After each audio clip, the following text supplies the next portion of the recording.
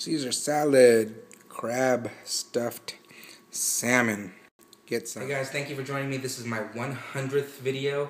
Never thought we'd make it here, so thank you again for all your support. Just finished up a nice crab stuffed salmon dinner, so belly's good. Got a lot to go over today. It's Homebrew Wednesday.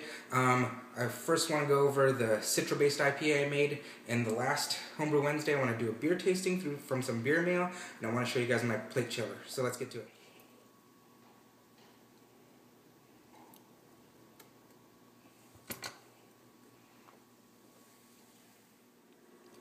Okay guys, let's take a look at this beer. Nice frothy head, good lacing, straight out of the draft.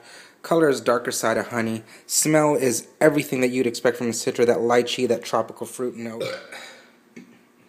I did first work hopping with Citra. I did a 75-minute boil with Warrior. I did a 20-minute addition with Centennial. I did a 5-minute addition with Sriracha Ace. 2 ounces of Citra and Cascade, and Centennial in the Whirlpool, 2.5 ounces of Citra, Centennial, and Sriracha Ace, a combination of those, in the dry hop for 15 days. Highly drinkable, not as sweet as I expected it to be, but fantastic beer. I think it turned out really well. I think next time I'm gonna go for more of a bomb, so I'm gonna do it for 90 minutes. Just get that bitterness up just a tad, and it'll be perfect in my opinion. So this is the beer from last Homebrew Wednesday. Cheers. Alright guys, moving along. I got another beer here. This is the Great Simcoe. This is actually a all-grain homebrew by Paolo. I'll put his link below. It's Papi Paolo. Let's get into this thing, put it in a glass, and check it out. Great Simcoe. Let's get this thing into a glass. Okay. Again, the darker side of honey. If I bring my homebrew over here, it's just about identical. So I'm already liking the way you brew, bro. Nice, good head on this.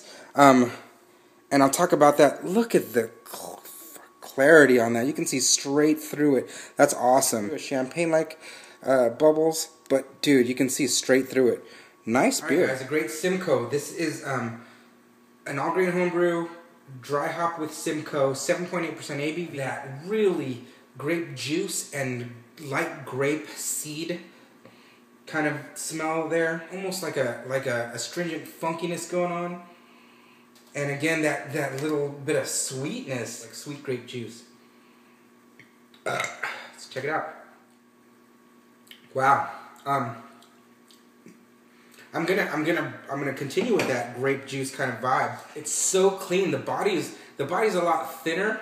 The body's thinner than I expected it to be, but it lends to the drinkability. It's got a little bit of that malt sweetness up front, and you go into just a really soft bitterness. It dries out the palate like at the end, so you get sweetness in the front, that really soft bitterness. It's just there mid palate, and at the end of it, it just goes away and dries it out. So it keeps inviting me to take another sip to bring the taste back in. It's got that astringent sourness to it, that bitterness, and then just the grape seed and the grape skin, and maybe a little bit of like apricot kind of deal going on there. But I can't believe how well this goes down at 7.8 ABV. It drinks like a side. I give them a B+ on this beer. In my style, I live on the West Coast, so I like it a little bit hoppier. The hoppiness, the hop profile is really soft on this. I do want to go over his other beers, though. He made a Hefeweizen, which was like barely beer, 3.2%. Probably the best smelling beer that I've ever had in a hef. So as far as like that banana, that clovey, the essence of the Germanesque Hefeweizen, one of the best tasting, best smelling hefts I've had. As far as the taste, it again went down super easy like this, but 3.2% I would expect that. One of those really good session barbecue summer beers. You can just chug those down and go for more and not have to worry about getting too messed up. He also made a UC Uncommon, Cali Common, 8.2% steam beer. And I'm not really a steam beer guy, and that one was okay. I'd probably give that like a C+. You know, the thing that bothered me with that one was there was absolutely no head retention. I don't know if it was the bottle that wasn't sealed properly or if you needed to add something else or you know, another malt in there to bring the head retention up. But there was absolutely no head. The head disappeared in maybe 30 seconds and never came back, even if I sloshed it. So good for a steam beer, but not my favorite. The No Sparge, which is the 6.5% dry hop with Citra, I loved the smell on that because of the real tropical kind of mango notes that came with it. A little harder to drink than this one.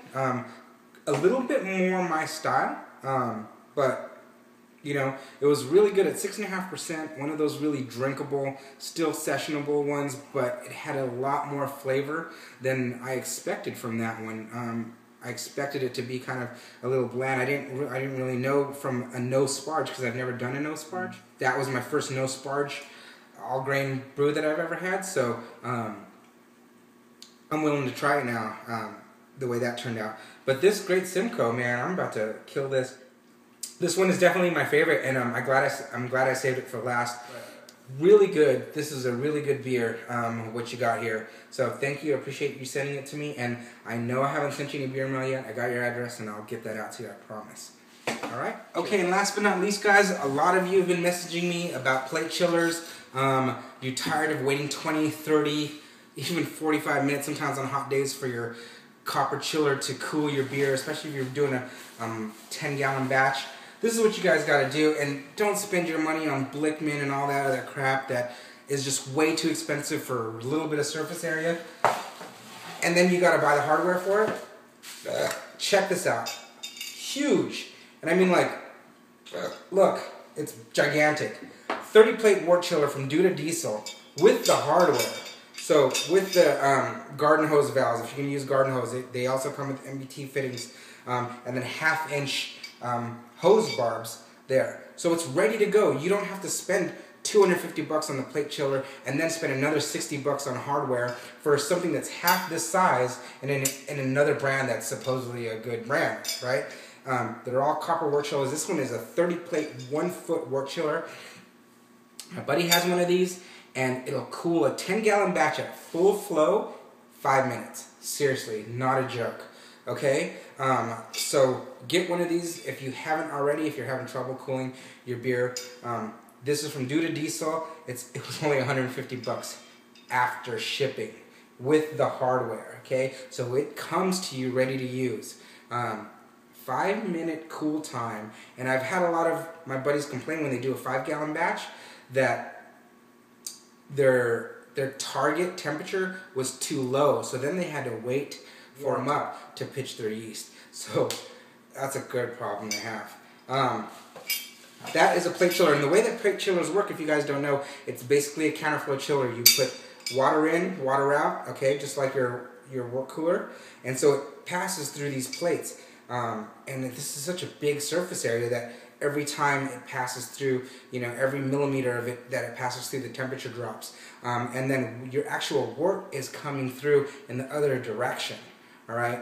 And so it's equalizing the temperature of your water, if not cooling it even below that temperature in some cases, okay? So get yourself a plate chiller, don't be a dumbass. That's it for Homebrew Wednesday. Stay tuned for the next episode. I have a really big announcement, but thank you again for joining me for my 100th video. This is the Great Simcoe, and this is, I believe I'm going to call this It's Not You, It's Me, or Lazy Sunday. I'm not sure which one, but this one is what all grain brewing is all about. And this one is what West Coast hot bombs are all about. So, cheers, folks, and we'll see you again on another episode. Bye-bye.